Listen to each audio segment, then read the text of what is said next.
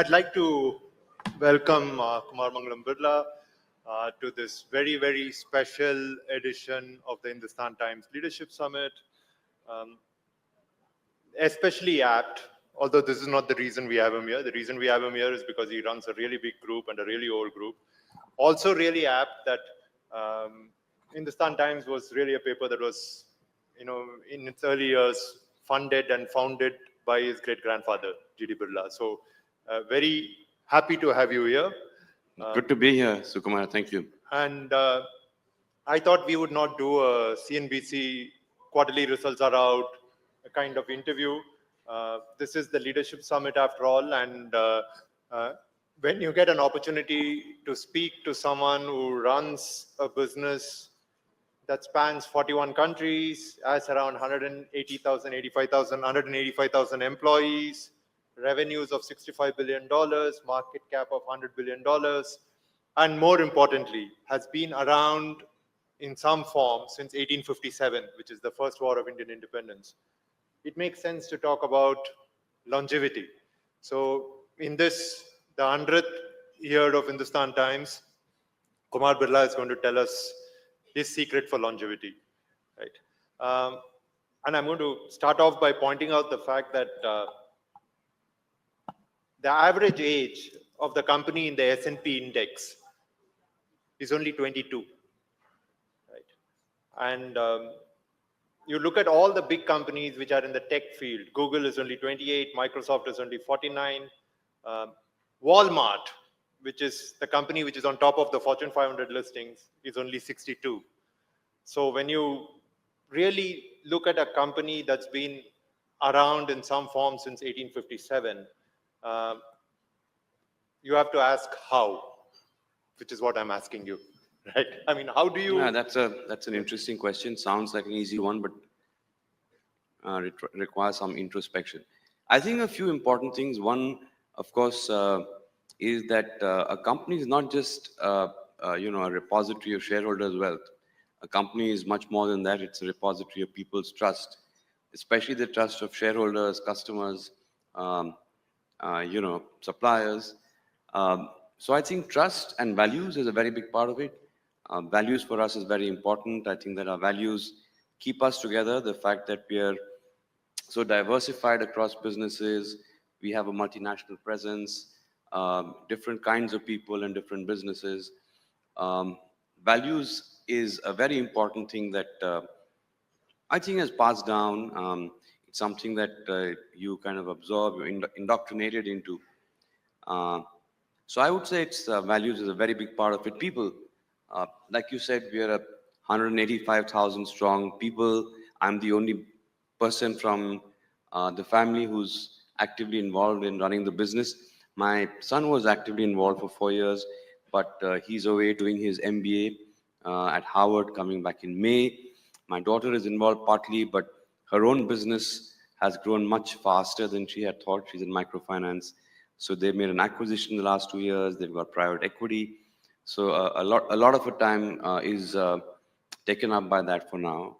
So I think the fact that we are so large, diversified, I'm the only one from the family, obviously means that we are a very highly delegated and decentralized organization, which means that, as I call it, it's a people's organization. It's the people who run it, very people-focused, high performance, high accountability also, since it's so people-driven. And I think we're very invested in our people, invested in their careers, invested in adding intrinsic value to them.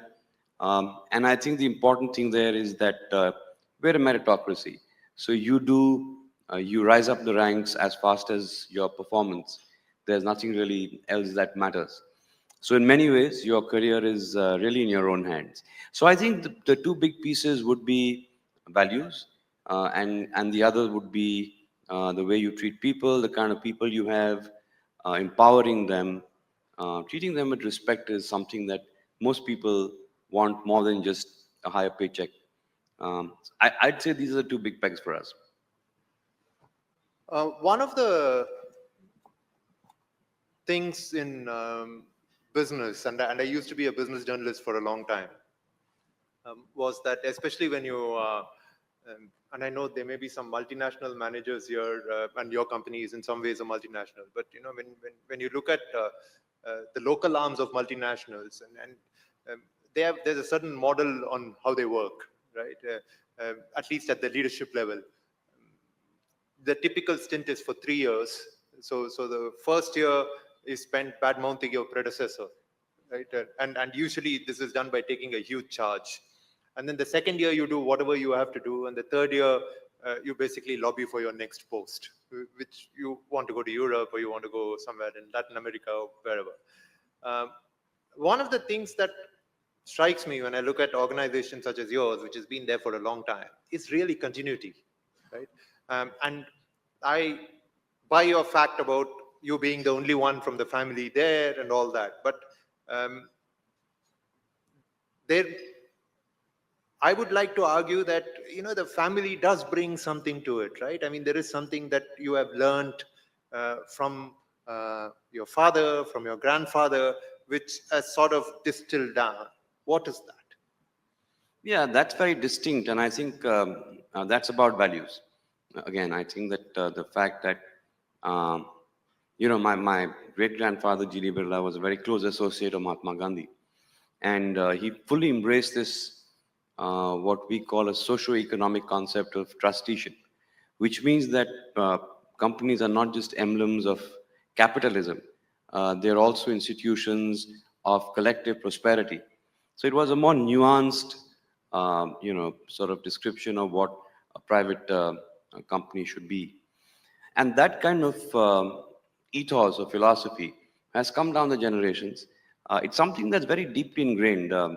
I can't tell you exactly how it functions, but it functions all the time when you're taking an important decision. This is something, it's like being in the DNA. Um, and again, I think it's about people. It's how uh, you know, how you treat people. It's about how much, like I said, in our case, we're a people's organization. We truly are. And, uh, you know, people feel empowered, people feel accountable, people know that we invest in them. And that gives a different sort of a sense of commitment. Um, for example, I have more than 4,000 people who've been with me for 20 years and more. So that also brings about continuity because they've lived with the organization, they've done different things, they've played different roles, they've been in different countries, different businesses. But the fact is that we've all grown up together. So of course there is continuity in terms of family legacy. I think legacy is very important. But I think the fact that you have employees who are high performers and who've been with the company a long time also brings about an element of continuity. What is, I really want to know more, so I'm going to ask you a follow-up, in a very specific way. Um, what is the one business lesson which you repeatedly give your children? I think we don't give our children lessons. That was meant for the generation before us. We are more the sandwich generation. But I think one thing that I learned from previous generations, and one thing that I do tell my children, is that there are no shortcuts. That's again very ingrained in our way of doing business. That's a legacy that's come down. And if I look back at the last 30 years of my being there, I don't think we've achieved anything that's significant on account of taking a shortcut. So whatever we've achieved, we've gone through the rough and tumble of it. We've gone through the whole 9 yards. No shortcuts, I think, is a very important one for me, also for my children. I can see it in them. You spoke a little bit about this social emphasis that needs to be there for business, and how do you position a business in the social and national context? I ask this because um, our own example at Hindustan Times, for instance, how it emerged as a voice of the freedom movement. But also, if you look at your group's involvement in uh, building India's industrial backbone in the early years, right? So it was positioned in a certain social and national context. Um, how significant are national priorities to a business? So, if I go back in time, our flagship company, Grasim, was founded just 10 days after independence by my great grandfather, G.D. Birla. And the idea then was partition had just happened, and very large tracts of cotton growing land had gone to Pakistan. And I think obviously the desire was that we become, therefore, self sustaining in self man made fibers, which was the closest substitute for cotton. So at that time, even our metals companies, I think that was how they were born. At that time, the birth of businesses was based as national priority. I think now it's different. I mean, you're not going to invest in a business because it's a national priority, but the fact that infrastructure is going to be a big, investment. If we are to grow at 7-8% and see multi-decadal growth, it's very clear that infrastructure, metals, cement, metals will be something that will be required in good measure. So I think there is an intrinsic involvement of what national priorities are. For example, when we started financial services, it was a nation coming of age, financialization. The average person was becoming more aware about his or her savings, was becoming more financially literate. So there is always an element of the phase of the country's growth curve that you are in that would determine which business you want to get into. Where do you see our growth curve at this point in time, our country's growth curve at this point in time? Where are the opportunities? There are lots of them. I think infra is clearly one. Like I said, growing at 7-8%, we are the fastest growing large economy in the world. So clearly, um, we have to build infrastructure. And I must say that the government has done a very credible job of investing in infrastructure. Infra is one.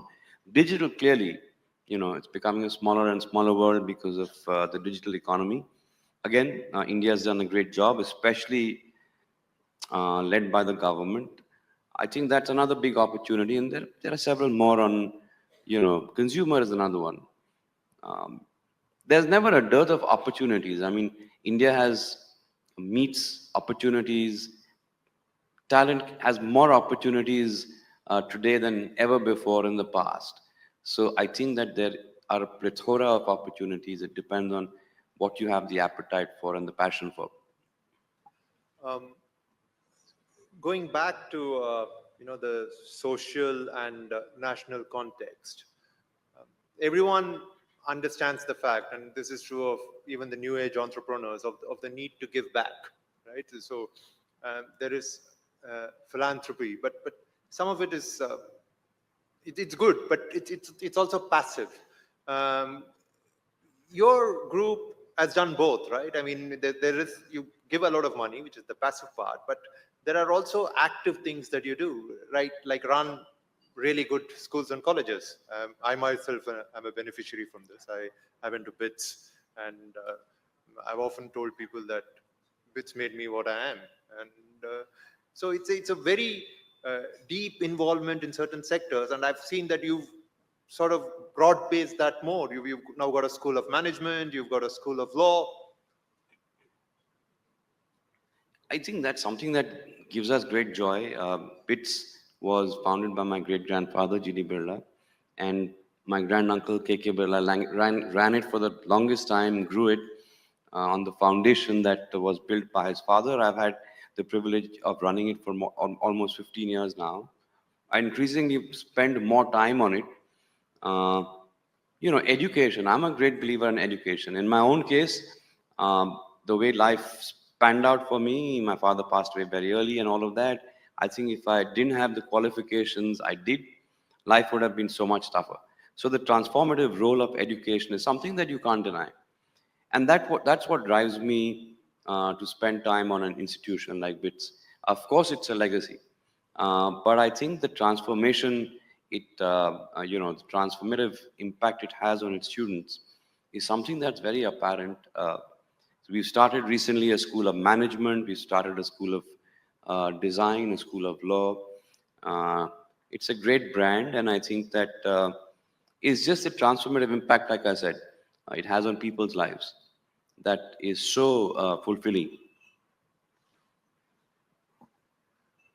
Everyone speaks about culture, right? I mean, I think it was Drucker who once said that culture eats strategy for breakfast. And you hear about um, companies which do things in a certain way and which were uh, built around a certain kind of culture. What is the Birla way? So I want to keep coming back to this. One is values. The other is people. Very important, I think. They are the backbone of the organization. They are the asset that sort of doesn't show up on the balance sheet, but is what drives the company. A few more things. One is scale. So we want to be number one or two in every business that we are in or we get into. So, like they say, scale isn't everything, but it's the only thing. Without scale, I think it's very difficult to survive today unless you have something very niche, let's say very high technology, which gives you very high margins. So scale is very important. For example, we built our cement business 100 million tons in 36 years. In the next 5 years, we've got to 150. In another 5 years, we'll get to 200. Uh, and scale is fun. It gives you a much broader canvas to work on. I think that looking at businesses from the long run, that is in many ways a promoter's prerogative. So when Hindalco acquired Novelis, paid $6 billion and acquired a company that in fact was much larger than it. The stock took a beating, investors wrote us off, took about a year to come back. Any professional CEO who had taken that decision would have been sacked because it just seemed at that time to be the wrong thing to do. And I think as a promoter, I had the prerogative and the desire to see much beyond not just quarters, but years. So running businesses for the long run is something that is a culture with us. And another sort of important aspect for us, you can call it culture, it does amount to culture, is the fact that we measure performance by cash. So you have revenue, it's great, you have EBITDA, even better. But at the end of the day, businesses need to have the right economics at a unit level, and they also need to generate cash. That's how you grow and build on what you've grown. That broadly would be the culture that would define us. Uh, Speaking of scale, right, that probably explains why you have been as acquisition oriented as you have, right? Because if you have to be number one or two in everything, it doesn't make sense to keep building. Sometimes it also makes sense to keep buying. But uh, like you said, uh, many of these acquisitions, especially the global acquisitions, take some time to pan out. And it's the reason why analysts respond to every acquisition negatively, right? I mean, the share price immediately falls. And you just gave the example of Novelis, but part of that also comes from the fact that this is how you think, right? This is how you have been taught to think. This is the kind of long-termism that probably being a Birla gives you. I mean, someone else may get it by being someone else, but it's a very family thing, isn't it? It's a very family thing. Long term, yes, very much so. I think that building businesses for the long term has been very much a family legacy. But I think, each one has their own way of interpreting it. Uh, my father was a product of, he came in at a time when India was opening its doors to the world. My grandfather, for example, built his businesses in a time of scarcity. My great grandfather, India was just getting its freedom. So everyone's context has been different, and leadership always has to be contextual.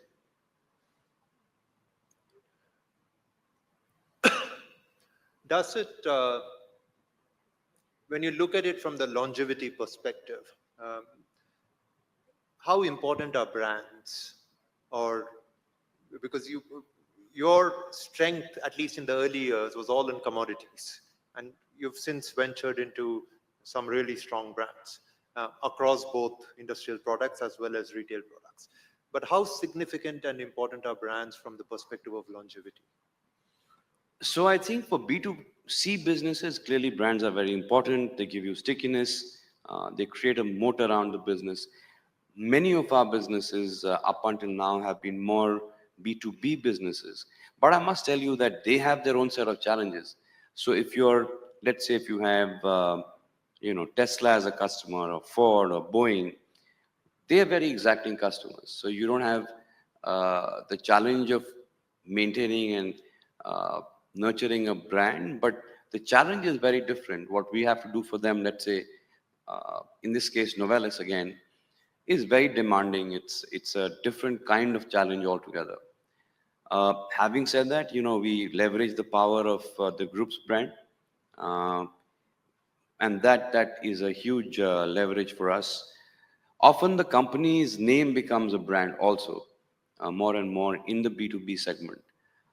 So I think in the non-consumer businesses that we are in, these are the two brands that we leverage.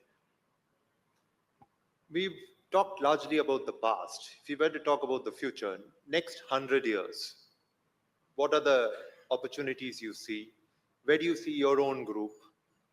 Next 100 years, talking about next 100 years, days, Next 100 quarters, years.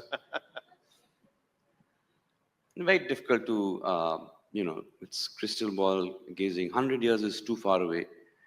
But I think that we will be a much more, What, even what would more, be the outer limit of your crystal ball gazing? 50 years? 25 years? no, 10 years. I think it's such a fast changing world. There's so much happening. The pace of change has changed actually. If you think about it, it's much more ferocious now. I don't, we used to discuss 15 years, 20 years in our business kind of strategy plans. It doesn't go beyond 10 years now because it could be a very different world in 10 years. So you're really talking about a world that you have no knowledge about. You have no idea what the world will be, what the consumer will look like, what he or she will want, what the skill sets required to succeed will be. So I think, yeah, 100 years. But I do know that India will become a much, much more consequential economy. I do know that HT will have another editor, for example. But I think, yeah, I think that, anything digital clearly is going to be something that will be in fashion even then. You spoke about the pace of change, and you spoke about, you know, how difficult it is to think beyond 10 years. What does that mean for really long-term investments that probably require more time to pay off? Has that window also shortened? No. I think 10 years was a bit of an exaggeration, but if you talk about all of our businesses, I mean, the investments we make we have $20 billion of announced investments that are on the ground. Obviously, you look at, because a lot of them are in the manufacturing space, you would look at the next 15, 20 years. Shorter than that doesn't make sense in the kind of businesses that we're in. If, on the other hand, you're looking at fashion retail or jewelry retail or financial services, then you're looking at a much shorter time frame. An investor doesn't think about return on his mutual fund investment 20 years from now.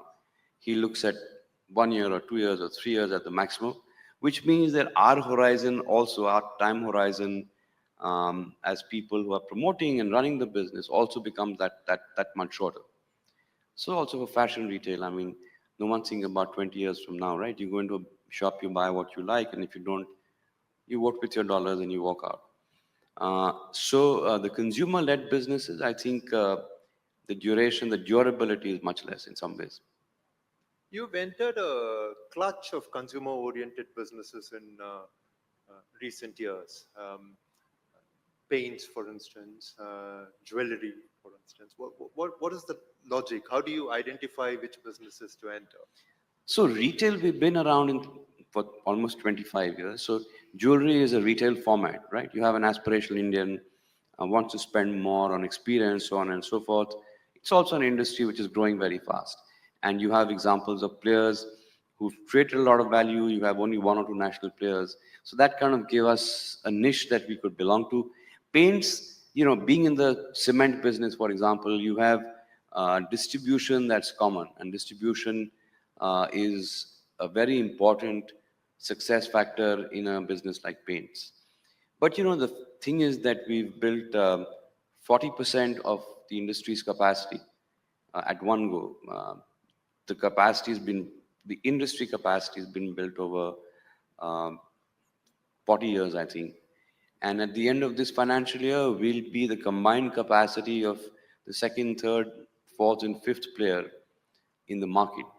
So again, scale becomes very important, and that's what's driven these investments. Also, I think we've, uh, from what we've learned in financial services, in some of our retail formats, it's given us more confidence to come closer to the customer.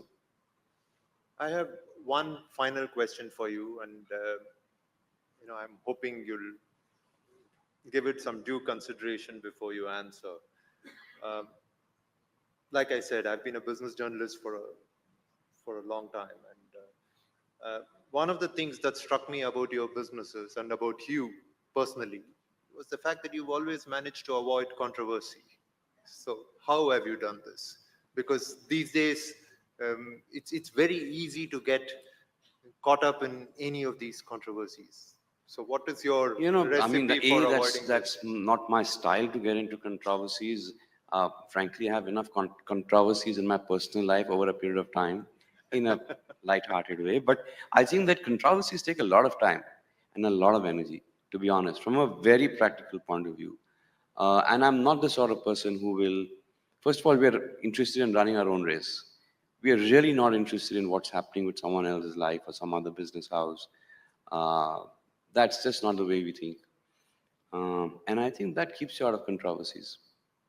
Great. Kumar Banglam Birla, thank you very much. Thanks, Kumar. Thank you.